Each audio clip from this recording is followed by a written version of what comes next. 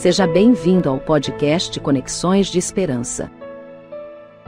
Este áudio é reprodução de leituras e reflexões diárias matinais de textos de Ellen White, feitas pelo pastor Carlos Alvarenga por videoconferência, através do aplicativo Zoom e transmitidas ao vivo pelo canal Conexões de Esperança no YouTube. Nosso desejo é que sua experiência com Deus seja enriquecida com o que você vai ouvir a seguir. Hoje, as nossas considerações estão baseadas no capítulo 9 do livro Atos dos Apóstolos. Lemos assim: Ora, naqueles dias, crescendo o número dos discípulos, houve uma murmuração dos gregos contra os hebreus, porque as suas viúvas eram desprezadas no ministério cotidiano. A igreja primitiva era constituída de muitas classes de pessoas de diferentes nacionalidades. Entre os que adotavam a fé dos hebreus reunidos em Jerusalém, havia alguns comumente conhecidos como gregos.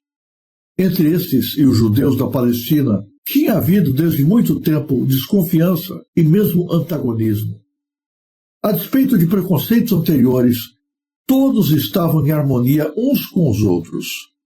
Satanás sabia que enquanto essa união continuasse a existir, ele seria impotente para deter o progresso da verdade do Evangelho. E procurou tirar vantagem na esperança de que, por esse meio, pudesse introduzir na igreja elementos de desunião.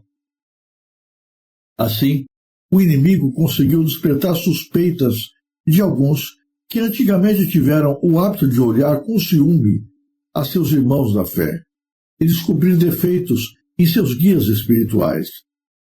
E desta maneira, houve uma murmuração dos gregos contra os hebreus. A causa da queixa foi a negligência que se alegava na distribuição diária de auxílio às viúvas gregas. Medidas imediatas deveriam ser tomadas para remover todo o motivo de descontentamento. Pessoa alguma, ou mesmo um grupo de homens, poderiam levar sozinhos o pesado fardo sem pôr em perigo a prosperidade futura da igreja. Havia necessidade de uma redistribuição das responsabilidades que tão fielmente tinham sido levadas por uns poucos nos primeiros dias da igreja. Convocando uma reunião dos crentes, os apóstolos foram levados pelo Espírito Santo a esboçar um plano para a melhor organização de todas as forças ativas da igreja. Escolhei, pois, irmãos, dentre vós, disseram eles, 7 varões, de boa reputação, cheios do Espírito Santo e de sabedoria, aos quais constituamos sobre este importante negócio.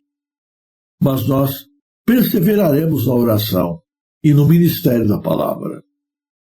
Este conselho foi seguido, e pela oração e imposição das mãos, 7 homens escolhidos foram solenemente separados para seus deveres como diáconos. Que este passo estava no desígnio de Deus é-nos revelado nos imediatos resultados para o bem que se viram. Crescia a palavra de Deus, e em Jerusalém se multiplicava muito o número dos discípulos, e grande parte dos sacerdotes obedecia à fé. Enquanto persistissem em trabalhar unidos, mensageiros celestiais iriam adiante deles, abrindo-lhes o caminho. Corações seriam preparados para a recepção da verdade, e muitos seriam ganhos para Cristo. Enquanto permanecessem unidos, a igreja avançaria. Nada lhes impediria o progresso. De todos os modos, tentou o inimigo impedir o avanço da Igreja de Cristo. Mas, a despeito de todas as suas tentativas, nada pôde ele contra a Igreja recém-nascida. Deus estava conduzindo o seu povo. O Espírito Santo, derramado sobre a Igreja, fazia com que a sua obra tivesse resultados poderosos e indescritíveis. Dia a dia, Deus aumentava a Igreja, pessoas que, tocadas pelo poder da mensagem, abriam seu coração ao Evangelho. Mesmo tendo que enfrentar tanta oposição, nada impedia que a igreja crescesse. Mas o inimigo não desiste. Não podendo impedir que pessoas aceitassem a Jesus Cristo através da proclamação ouvida. Então, ele se colocou no seio da igreja, levantando no coração das pessoas suspeitas, dúvidas, questionamentos com respeito ao comportamento, especialmente à liderança. Como seres humanos, nós trazemos dentro do nosso coração características que marcam o estilo de vida mundano. As divisões, as disputas são comuns na política e no estilo de vida do mundo. Mas Satanás pega essas coisas e traz para dentro da igreja. Faz com que as pessoas percam o amor, a misericórdia, o respeito mútuo e passem a olhar uns para os outros com desconfiança, com dúvidas, com questionamentos.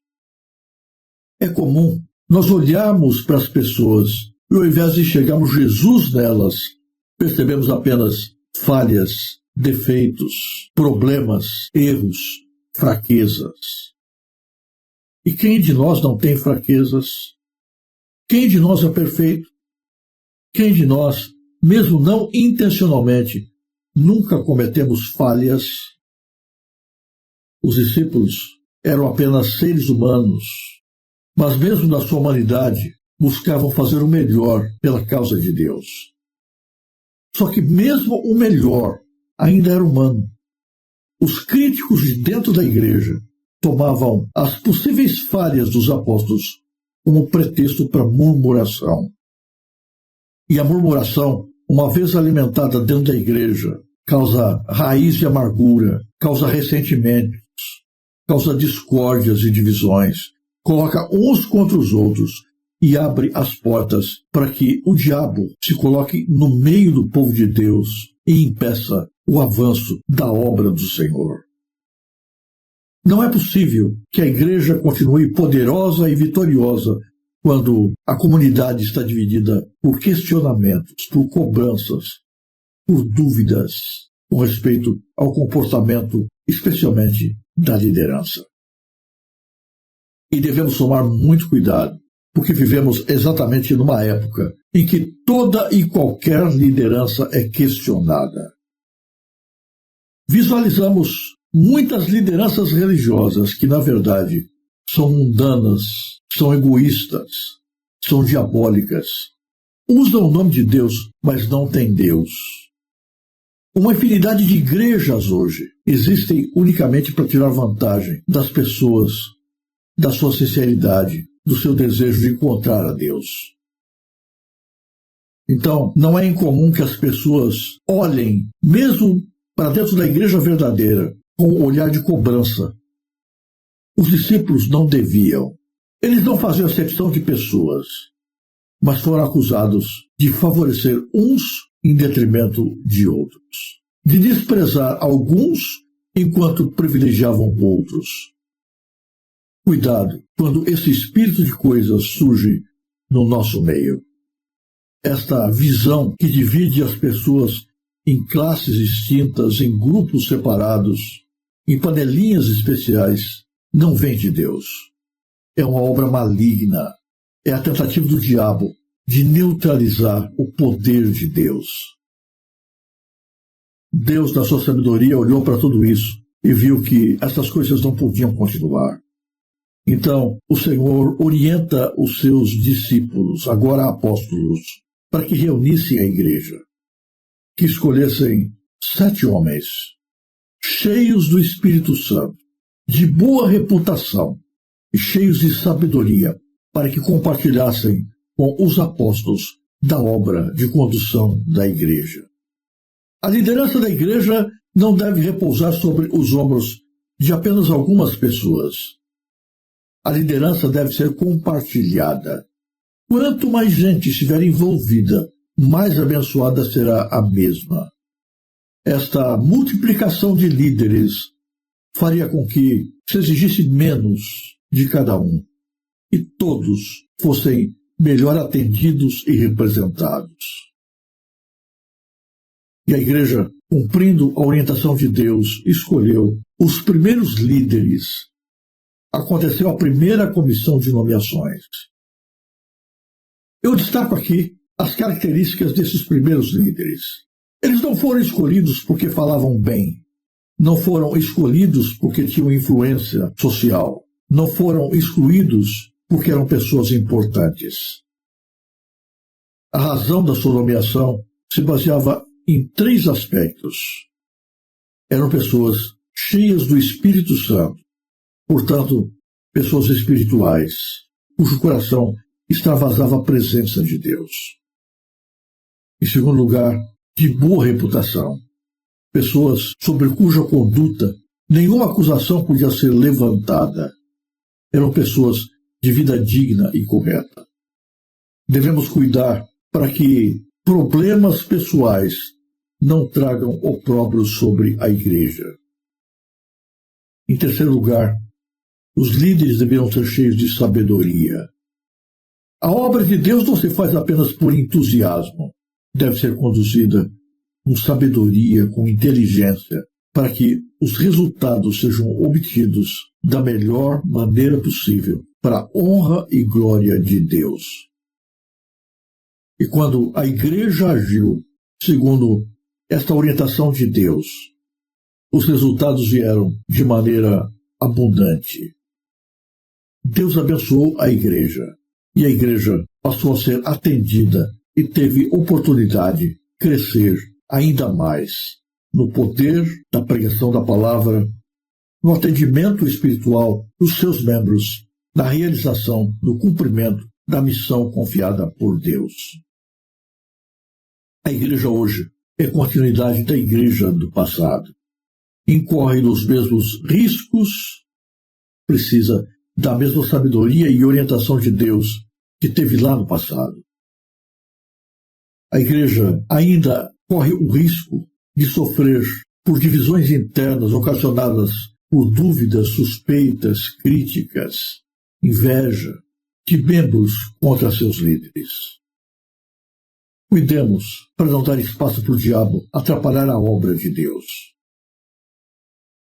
A igreja hoje também corre o risco de centralizar demais as suas atividades.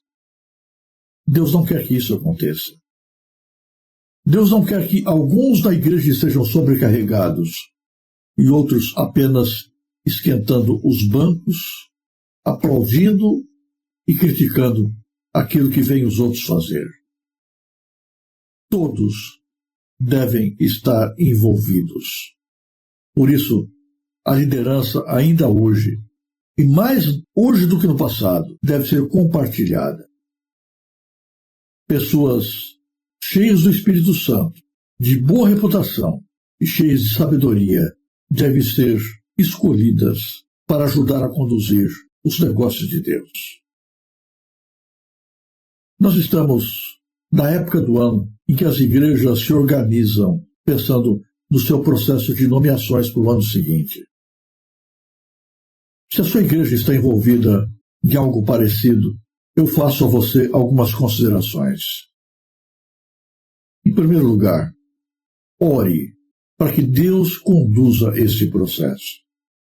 Que as pessoas certas sejam escolhidas para as funções certas, de tal maneira que a igreja seja abençoada e ela cresça. Não faça política. Não busque proeminência. Não lute por posições. Não se julgue dono de algum cargo, merecedor de alguma função. Deixe que Deus dirija. Deixe que o Espírito Santo separe. Deixe que Deus conduza. Um outro pedido. Não se feche para a indicação de Deus. Não arranje desculpas. Não arranje pretextos. Não diga, o ano que vem vou cruzar os braços e vou apenas assistir de camarote. Isso não existe. O participar da pregação do Evangelho, da organização da igreja, é algo importante para nos mantermos vivos espiritualmente. Portanto, não se exclua, não se coloque de fora, não se feche para a bênção que Deus esteja lhe concedendo. Entenda que esta obra não é um trabalho político, mas faz parte da vontade do Senhor para que a igreja cumpra o seu propósito.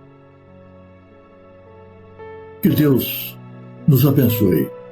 Que Deus abençoe as nossas igrejas. Que dentro das nossas igrejas haja unidade através da presença e poder de Deus. Que as nossas igrejas tenham líderes capazes, espirituais e abençoados, que possam ser usados pelo Senhor. E que você possa estar entre eles, servindo a Deus na medida da sua possibilidade, com as capacidades que Deus lhe confiou.